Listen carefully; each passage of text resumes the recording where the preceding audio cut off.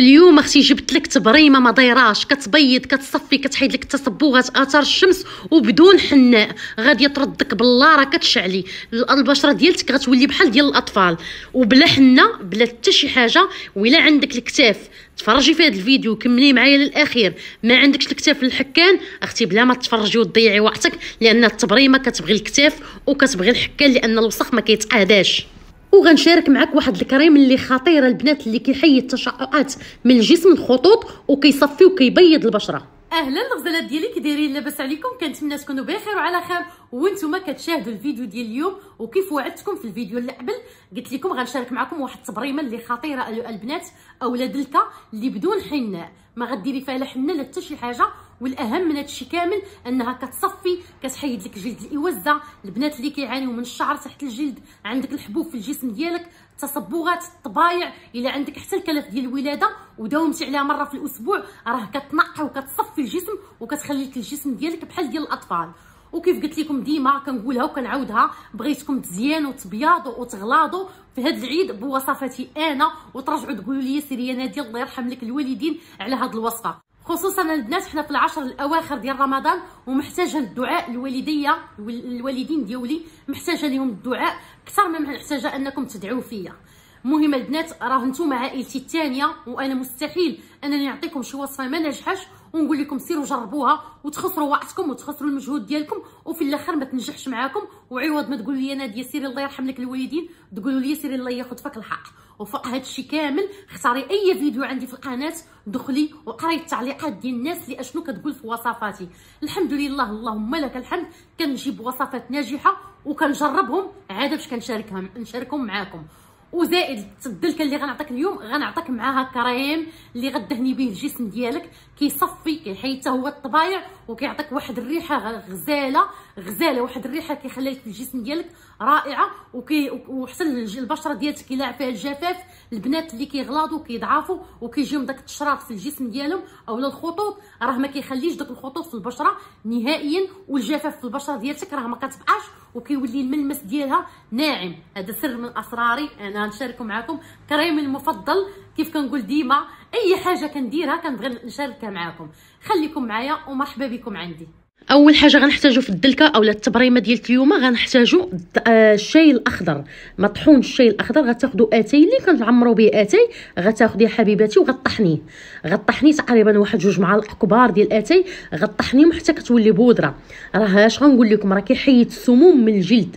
هاد الشاي الاخضر اللي كنشربوه حنا بلا درتيه غير في هاد الدلكه هادي راه رائعه. وغنحتاجو الدقيق الحمص، غتاخذي الحمص غطحنيه، سيري عند العطار راه كيتباع عندهم طحون، واني من الاحسن قول ليه يطحن قدامك، خدي واحد الرابعه وقول ليه طحنها ليا صافي. وغتاخدي الارز المطحون، الارز الابيض، الروز اللي كنديروا به الحليب حتى هو غيطحنوا لك العطار. بالنسبه للحمص والارز راه ما كنطحنهمش في الدار، ولا عندك شي ماكينه مزيانه طحنيهم.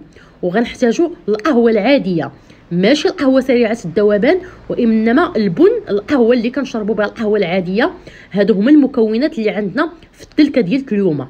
غناخذوا واحد العلبه صافي اللي كتكون هكا نظيفه، وغنديروا 2 معالق كبار من القهوه البن المطحون، وغنضيفوا 2 معالق كبار ديال الحمص، وغنضيفوا 2 معالق كبار ديال الشاي. كل مكون غنضيفوا منه 2 معالق.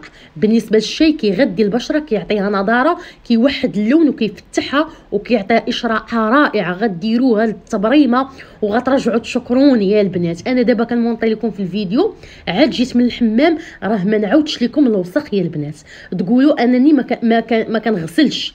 راه فين كندير هاد التبريمه هادي راه الوسخ ديال العام كتحيدوا لكم، راه الجلده ديالتكم الاولى كترجع، كيحيد لكم التصبغات، اثار ديال الحبوب، اثار ديال الشمس، كاع داكشي اللي كنتي دوزتي في الصيف ان شاء الله مع البحورات ولا بيسين وداكشي غترجع لكم الجلده كيف كانت النهار الاول. والحمص راه زوين بزاف، كيحيد ديك الجلد اللي كيكون متراكم على السطح ديال البشره، كيعالج الحبوب واثار الحبوب، كيوحد البشره، كيخلصك من البقع السوداء.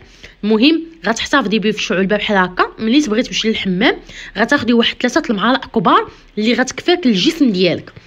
بالنسبه لي انا كناخذ غير 3 لاني كنديروا لوجهي العنقي الجسم ديالي كامل، وهذا غنحتفظ به المره الجايه عاوتاني ونخلطو ونديه معايا. اشنو غنضيف عليه؟ غنضيف عليه الصابون المغربي، الصابون البلدي. انا راه كان عندي في المجمد، انا كنحتفظ فيه بالمجمد، خرجته بالماء وجدت التبريمه لقيتو داب.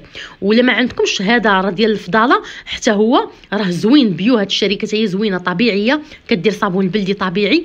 وإلا ما عندكمش البنات الصابون البلدي، غتاخذوا صابون الطرف غتحكوا منه واحد 2 معالق كبار وغتضيفوا عليه واحد نص كاس ديال الماء يكون سخون، وغتخلطوه وخلطوا به التبريمه ديالتكم. بالنسبه للبنات اللي كيكونوا في الدول الاوروبيه اولا بالنسبه للخوات الجزائريات، خذوا غير صابون الطرف، صابون طبيعي، حكيه وخلطي به التبريمه ديال اولا الدلكه ديالتك. هاد الدلكه هادي غتخرجوا كتشعلوا باللارات، غتخرجوا غديروها وغترجعوا تشكروني وترحموا ليا الوالدين. وبالنسبه للروز الدور ديالو راه تينظف البشره من الشوائب والتصبغات، والقهوه كتعزز الدوره الدمويه ومضاده للسيلوليت. مهم غناخذوا دابا الوقيته ديال الماندالين، غناخذ واحد 2 ماندالينات غنعصرهم وغنضيف الماء ولا العصير ديالهم لهاد التبريمه هذه.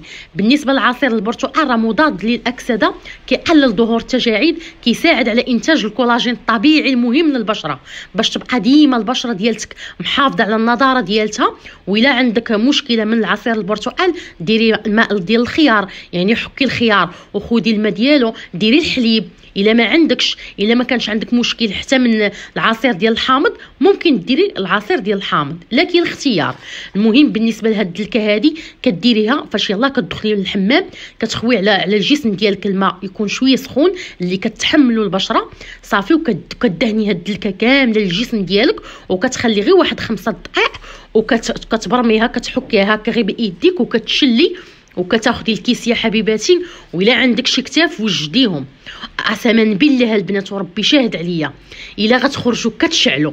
عرفتي ملي كندير هاد الدلكه انا كنخرج للجسم ديالي كيعجبني والبشره ديالتي كتعجبني فعلا رائعه البنات. انا دابا غنديرها معكم غير 5 دقائق وغنشل الايد ديالي قدامكم، شوفوا الفرق ما بين هاد الايد وهاد الايد، وربي شاهد عليا واعره بزاف. غير ديروها خطيره البنات، غتعطيكم تبييض رائع. كلشي غيسولكم في الحمام اشنو درتي.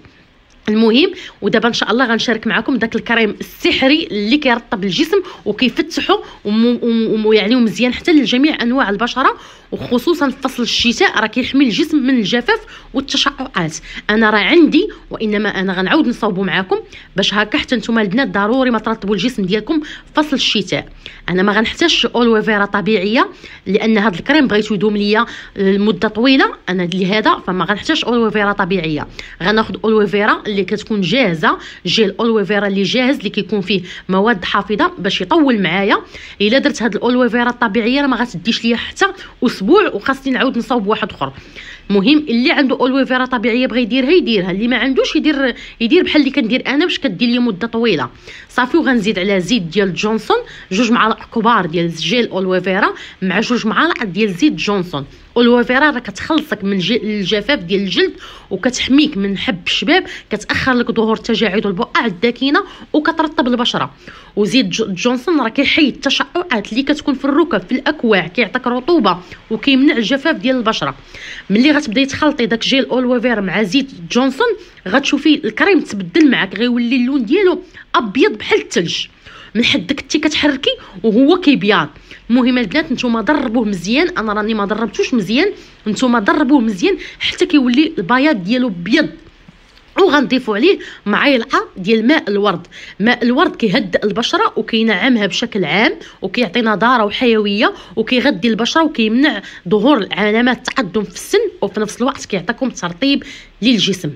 المهم الغزالات ديالي هذا كريم سحري للترطيب، غترطبي به الجسم ديالك ملي غتجي من الحمام وغتشوفي واحد النعومه وواحد الترطيب، وفي نفس الوقت كيعطيكم حتى التبييض لانه كيحيد دوك البقع السوداء اللي كتكون عندكم في الجسم ديالكم وكيحيد لكم التصبغات صافي. انا شوفوا عندي الكريم اللون ديالو كيفاش، حيت بقيت كنضربو مزيان وفي نفس الوقت هذا راه كنحتفظ به في الثلاجه.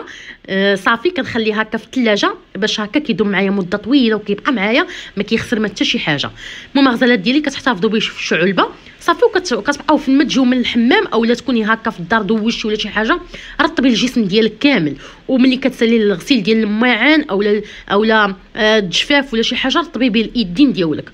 الغزالات ديالي بالنسبه للكريم نصيحه مني غنعطيها لكم، ما ديروش ملي تخرجوا من الحمام، غير تخرجي من الحمام دهني الكريم للجسم ديالك، كيكونوا المسام باقي مفتوحين، كتكون البشره باقا سخونه، من الاحسن حتى تمشي للدار وترتاحي والجسم ديالك يبرد ودهني ديك الكريم على الجسم ديالك كامل، غتشوفي واحد الريحه ولات كتطلع من الجسم ديالك وواحد الرطوبه اللي خطيره البنات. هذا الكريم هذا خطير، انا متاكده ما غتبقاوش تقدروا تستغناو عليه بتاتا. المهم الغزالات ديالي هذه هي نهايه الفيديو، كنتمنى الفيديو ديال اليوم يكون نال الاعجاب ديالكم، وان شاء الله نطلعوا في فيديو جديد وفي وصفه جديده، ومع السلامه وعواشركم مباركه وبوسه كبيره.